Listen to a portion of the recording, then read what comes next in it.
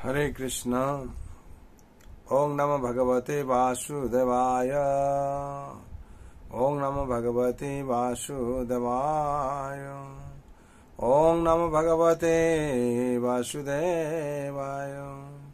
नारायणं नमस्कृतं नरं चैव नरोत्तमं देवीं सरस्वतीं व्यासं ततो जयमुदीरये। नष्टप्रायेषु अभद्रेषु नित्यं भागवत सेवया भगवती उत्तम श्लोके भक्ति भवति नैष्टिके। कृष्णाय वासुदेवाय देवकी नंदनाय च नंदगोपकुमाराय गोविंदाय नमो नमः। हरे कृष्ण। आज पांडवा निर्जला एकादशी महत्व आपनारा शुनुन।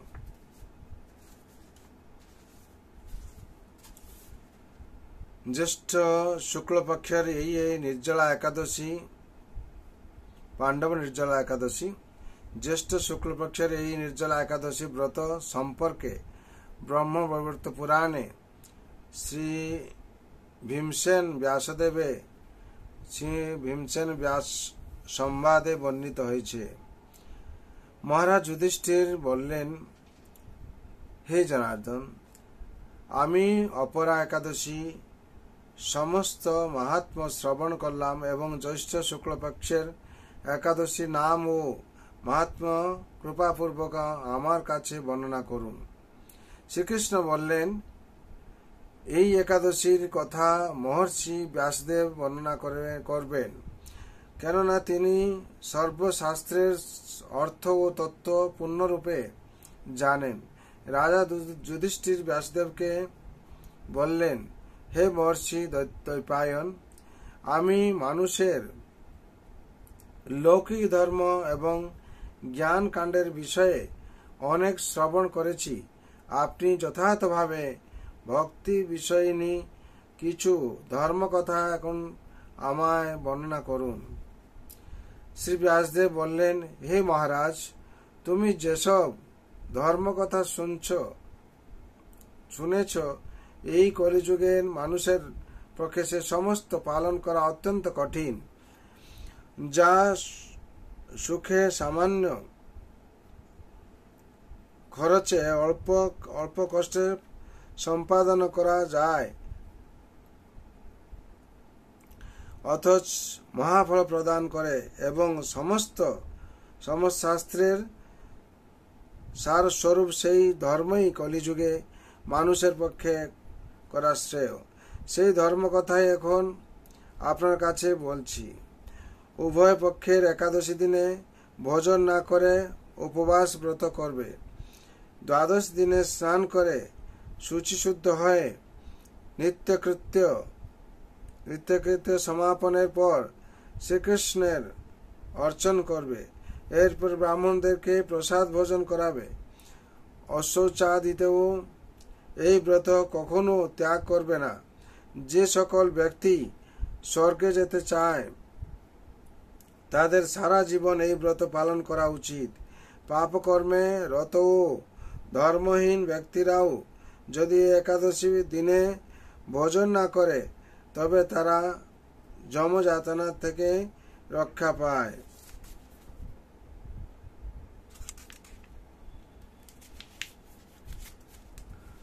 শ্রী ব্যাসদেবের এসব কথা শুনে গদাধর ভীমসেন অশ্বত্থ পাতার মতো কাঁপতে কাঁপতে বলতে লাগলেন, হে মহাবুদ্ধি পিতামহ, মাতা কুন্তি, দ্রৌপদী, ভ্রাতা যুধিষ্ঠির, অর্জুন, নকুল ও সহদেব এরা কেউই একাদশীর দিনে ভোজন করে না।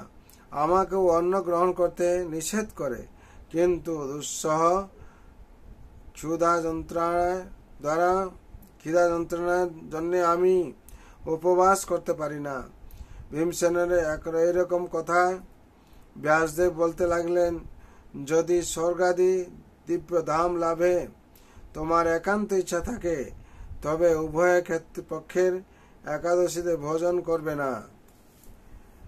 তদুত্তরে ভীমসেন বললেন, আমার নিবেদন এই যে উপবাস তো দূরের কথা, দিনে একবার ভোজন করে থাকাও আমার পক্ষে অসম্ভব, কারণ আমার উদরে ব্রিক নামে অগ্নি রয়েছে। ভোজন না করলে কিছুতেই সে শান্ত হয় না। তাই প্রতিটি একাদশী পালনে আমি একেবারেই অপারগ। হে মহর্ষি, বছরে একটি মাত্র একাদশী পালন করে যাতে আমি দিব্য ধাম লাভ করতে পারি, এরকম কোন একাদশীর কথা আমাকে নিশ্চয় করে বলুন। তখন ব্যাসদেব বললেন, জ্যৈষ্ঠ মাসের শুক্লপক্ষের একাদশী তিথিতে জলপান পর্যন্ত না করে সম্পূর্ণ উপবাস থাকবে, তবে আচমনে দোষ হবে না। এই দিন অন্নাদি গ্রহণ করলে ব্রত ভঙ্গ হয়। একাদশীর দিন সূর্যোদয় থেকে দ্বাদশীর দিন সূর্যাস্ত পর্যন্ত জলপান বর্জন করলে অনায়াসে 12টি একাদশীর ফল লাভ হয়। বছরের অন্যান্য একাদশী পালনে অজান্তে যদি কখনো ব্রতভঙ্গ হয়ে যায়, তাহলে এই একটি মাত্র একাদশী পালনে সেই সব দোষ দূর হয়। দ্বাদশী দিনে ব্রহ্ম মুহূর্তে স্নানাদি কার্য সমাপ্ত করে শ্রীহরির পূজা করবে। সদাচারী ব্রাহ্মণদের বস্ত্রাদি অন্ন সহ ভোজন করিয়ে আত্মীয় স্বজন সঙ্গে নিজে ভোজন করবে। এইরূপ একাদশী ব্রত পালনে যে প্রকার পুণ্য সঞ্চিত হয়, এখন তা শ্রবণ করো। সারা বছরের সমস্ত একাদশীর ফলেই এই একটি একমাত্র ব্রত উপবাসে লাভ করা যায়। শঙ্খ চক্র গদা পদ্মধারী ভগবান শ্রীবিষ্ণু আমাকে বললেন, বৈদিক ও লৌকিক সমস্ত ধর্ম পরিত্যাগ করে যারা একমাত্র আমার শরণাপন্ন হয়, এই নির্জলা একাদশী ব্রত পালন করে তারা সর্বপাপ মুক্ত হয়। বিশেষত কলিযুগে ধন সম্পদ দানের মাধ্যমে সদ্গতি বা স্মার্ত সংস্কারের মাধ্যমেও যথার্থ কল্যাণ লাভ হয় না। কলিযুগে দ্রব্য শুদ্ধি নেই। কলিতে শাস্ত্রোক্ত সংস্কার বিশুদ্ধ হয় না। তাই বৈদিক ধর্ম কখনো সুসম্পন্ন হতে পারে না। হে ভীমসেন, তোমাকে বহু কথা বলার আর প্রয়োজন কি? তুমি উভয় পক্ষের একাদশীতে ভোজন করবে না। যদি তাতে অসমর্থ হও, তবে জ্যৈষ্ঠ মাসের শুক্লপক্ষের একাদশীতে অবশ্যই নির্জলা একাদশী করবে। এই একাদশী ব্রত ধনধান্য ও পুণ্যদায়িনী। এই একাদশী ব্রত ধনধান্য ও পুণ্যদায়িনী। যমদূতগণ এই ব্রত পালনকারীকে মৃত্যুর পরেও স্পর্শ করতে পারে না। পক্ষান্তরে বিষ্ণুদূতগণ তাকে বিষ্ণুলোকে নিয়ে যান।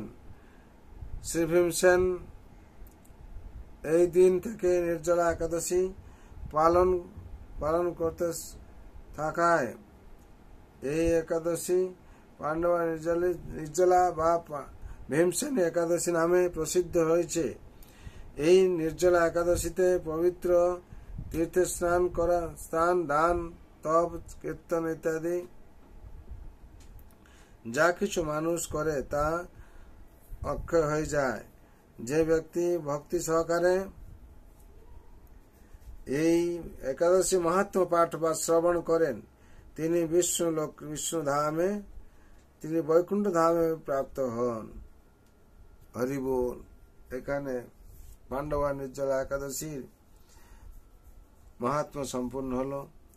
বিশেষ করে আপনারা এই শাস্ত্র মাধ্যম দিয়ে আপনারা সবকিছু জানতে পারছেন যে এই একাদশীর কথা বলা হয়েছে। এই একাদশী যদি আমরা যত্ন সহকার পালন করি।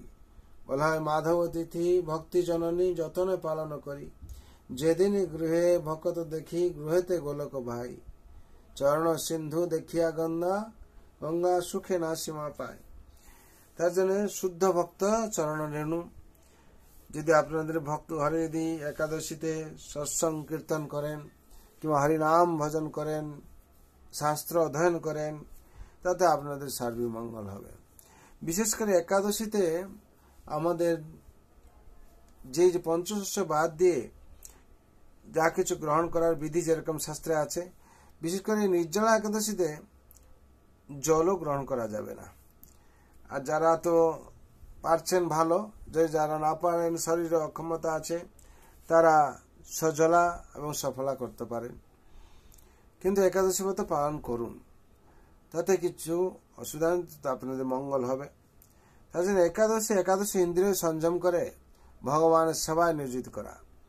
এই একাদশী কর্মেন্দ্রিয় আর পাঁচ কর্মেন্দ্রিয়, পাঁচ জ্ঞানেন্দ্রিয়, মনকে নিয়ে একাদশী ইন্দ্রিয়। এই মন হচ্ছে রাজা শ্রেষ্ঠ। তার জন্য এই মনকে সবসময় কি করতে হবে? সবাই মনে কৃষ্ণ পদারবিন্দ, ভগবান শ্রীকৃষ্ণ চরণে অর্পণ করতে হবে। আর এই মনকে একাদশী ইন্দ্রিয় কন্ট্রোল করে আমাদের সংসার থাকতে হবে। যদি আমরা ভগবান অনুশাসন ঠিক পালন করি এবং না নির্দেশ মধ্যে আমরা চলি, আমরা কোনোদিন আমাদের অসুবিধায় পড়বো না। অসুবিধায় পড়লে ভগবান সর্বাবস্থায় আমাদের রক্ষা করবেন। তার জন্য বলেছেন যে কি ভগবান আমাদেরকে সর্বাবস্থায় রক্ষা করবেন। আর এই একাদশী, এই মন হচ্ছে মন এবং মনুষ্যায়ন কারণ বদ্ধমুক্ষয় বদ্ধায় বিষয় সঙ্গ মুক্ত নির্বিষয় মন।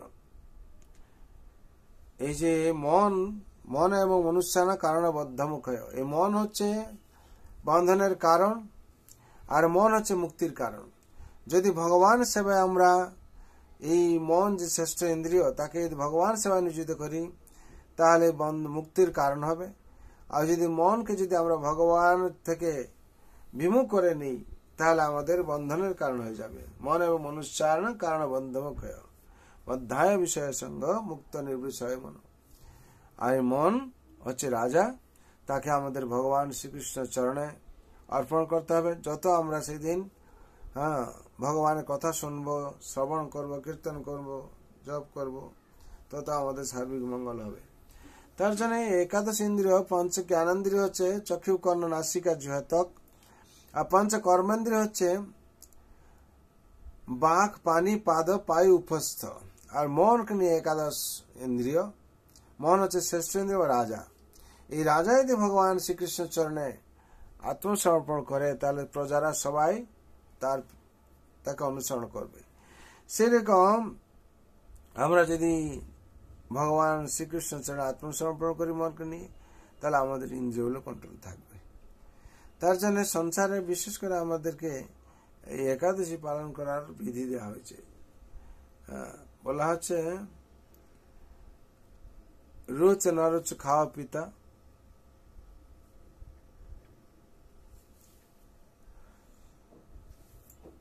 এই পঞ্চেন্দ্রিয় বুঝ না বোঝো পড়ো গীতা আর কি।